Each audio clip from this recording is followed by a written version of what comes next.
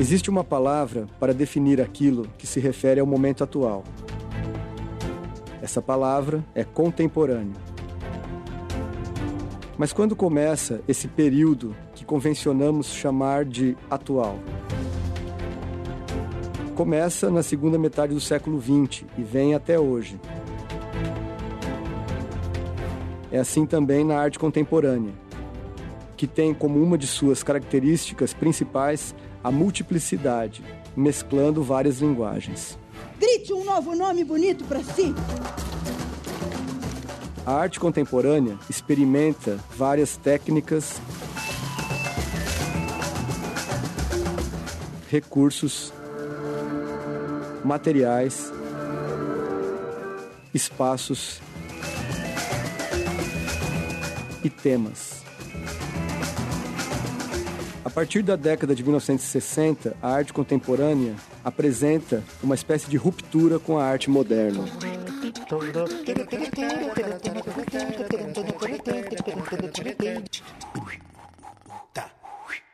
O que caracteriza a arte contemporânea é a ruptura do suporte tradicional. Quer dizer, não é mais uma tela esticada, não é mais uma massa escultural no meio de um recinto, no meio de um museu. É quando sai desse suporte tradicional, né? Quando invade o espaço. Aí a arte se transforma em contemporânea. É uma luta contra o lado contemplativo da arte. Na arte contemporânea, não há fronteiras entre as linguagens artísticas.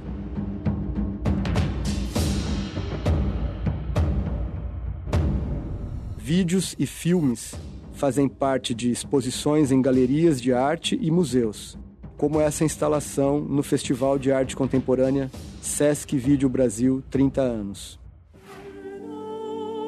Um espetáculo de dança pode utilizar uma narrativa literária ou teatral, como na obra Café Miller, da coreógrafa alemã Pina Bausch.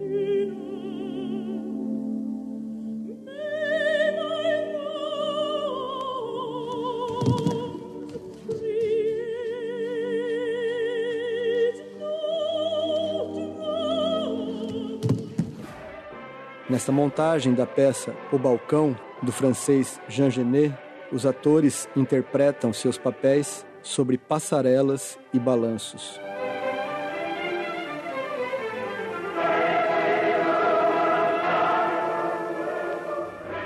A arte contemporânea derrubou as fronteiras físicas entre as diversas linguagens e situações.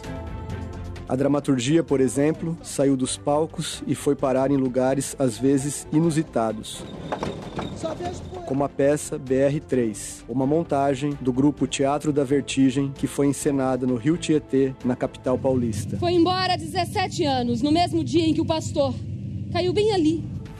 A arte invade o espaço urbano e fica mais próxima do público, como os grafites de Banksy e algumas das performances de Marina Abramovic. Na performance, o artista está presente, a iugoslava passava horas sentada em uma cadeira. Qualquer pessoa podia sentar à sua frente e ficar o tempo que quisesse olhando para ela, tornando-se assim uma parte da obra. A arte sempre foi pública, mas sempre exigiu uma distância entre o público e a obra de arte. Então, com a arte contemporânea, isso começa a ser contestado. É para o espectador entrar dentro da obra de arte. Então, é um movimento que procura a cooperação, uma atividade do espectador. Ele deixa de ser passivo, ele deixa de ser contemplativo. O Brasil tem o maior centro de arte contemporânea ao ar livre da América Latina. É o Instituto Inhotim, em Minas Gerais. Seus mais de 20 quilômetros quadrados abrigam um importante acervo do país. São quase 200 obras e novos projetos são inaugurados periodicamente. aqui é um lugar que a gente encontra a arte contemporânea conjugada com um paisagismo, enfim. Me parece que quem vem aqui é colocado no estado de uma imersão, né? Você sai de uma realidade urbana e vem parar num lugar como esse e a todo momento você é convidado a entrar em um outro espaço e pensar novas coisas, né? Inhotim, para o visitante, é isso. Para quem é da arte, é um convite para se deslocar para o jardim, para uma observação da natureza de forma diferente. E a mesma coisa, quem vem da área botânica é para se deslocar para uma relação com a arte. E quem não é de nenhuma das duas áreas é, de fato, isso que você falou, uma imersão já de cara em muitas formas de ver o mundo. Bom, então a primeira forma de ver o mundo que a gente vai conhecer aqui no Inhotim é a obra do artista brasileiro Hélio Oiticica. A obra se chama Invenção da Cor. Esse trabalho ele convida a participação. O Oiticica acreditava que as pessoas ativavam as obras, né? Isso. Podemos ver o fato do som das pedras, né? Andar na obra significa já interferir. Bom, a primeira impressão passa um labirinto, né? Que a gente passa por ele. Quando você faz esse passeio com o seu olhar, a obra ela permanece do mesmo jeito ou ela se modifica? No caso, ela se modifica, né? Porque quando a gente vira, o sol, ele traz formas geométricas para a gente.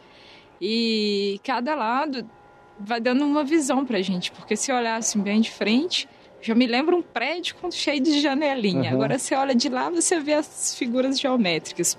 Quer dizer, você está interagindo com uma obra de arte e mesmo sem ter grandes informações sobre a Hélio Oiticica, tudo isso era parte das coisas que ele pesquisava. O concreto, a arte geométrica, como é o espectador que pode se movimentar diante da obra e criar suas relações, né? Então, a gente muitas vezes pensa que a arte é uma coisa difícil de se relacionar, etc., mas, na verdade, tudo é uma questão de a gente se colocar disponível para entender a arte. Agora, a gente vai ver duas obras de outro artista brasileiro, Cildo Meirelles. A primeira é O Desvio para o Vermelho e a segunda se chama Através. O Desvio para o Vermelho é uma obra feita em 3 fases. Aqui, a sala vermelha, a impregnação. Tem toda a simbologia, o lugar desses elementos na sociedade, o símbolo do vermelho, de amor, de paixão, de guerra, de sangue, de visceralidade, vamos dizer assim. Há um impacto visual, porque tudo é vermelho. E há um deleite visual, porque vamos descobrindo o que no nosso entorno pode ser vermelho. Aqui é o entorno, né? Então, uma brincadeira de como o espaço nos convida a movimentar, mas também o entorno do vermelho, né? O entornar do vermelho. E a última parte, que é o desvio.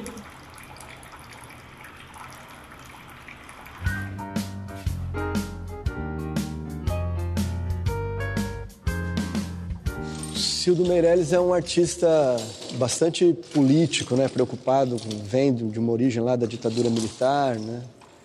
Esse trabalho é incrível, os objetos como eles todos, de maneira mais ou menos, lidam com aprisionamento, com um cerceamento, né? Com cercas, enfim. Mesmo o aquário e esses peixes. E essa é a parte incrível disso, porque são obstáculos que às vezes não associamos como obstáculos. Um aquário, uma rede de futebol, né, de gol de futebol, uma cortina de banho. Né? Então também tem uma coisa do mistério, do que está por trás, do que nos separa, né, do obstáculo que está entre nós, mas também de desvios possíveis a fazer. Tem uma coisa interessante que existem algumas barreiras que são transparentes, né? É um pouco o mundo contemporâneo, né? Assim, isso. A gente não sabe exatamente onde estão os autoritarismos, né? E de repente aparece uma barreira que não estava ali.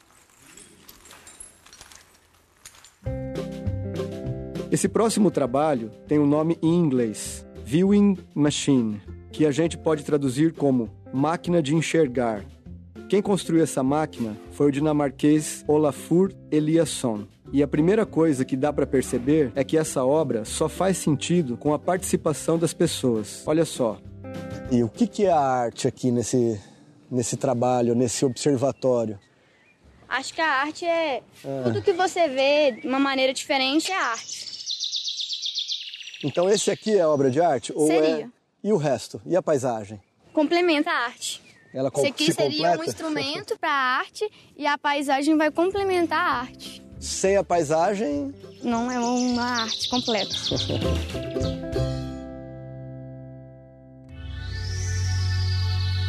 Agora, a gente entra num lugar meio escuro, sombrio, mas que é bem interessante.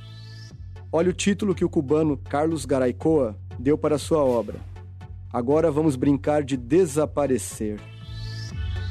Qual será a reação do público diante desse trabalho, hein? A gente vê uma série de construções arquitetônicas famosas nas cidades, né? De nome você reconhece... A Torre Eiffel. Por que será que ele transforma isso em velas e coloca o elemento do fogo e esse elemento vai corroendo aos poucos? O que será que a gente pode pensar sobre isso? A gente vê a destruição, né? Que parece que são prédios ou uma cidade fantasma destruindo. E quando isso se destrói... Se renova. Se a gente observar daqui, ó, acontece uma outra coisa lá, né? As câmeras com o telão lá. Porque é um outro elemento ainda na obra, né? Isso. Lá parece que... não parece que são velas, olhando daqui. Quando a gente pensar, por exemplo, em notícias de televisão, já parou para pensar nisso? Muda a perspectiva, né? Na verdade, uma das questões da arte é a representação, né? E muitas vezes a gente toma aquilo que é representado por verdade, né? Tem um todo maior que precisa ser discutido, né?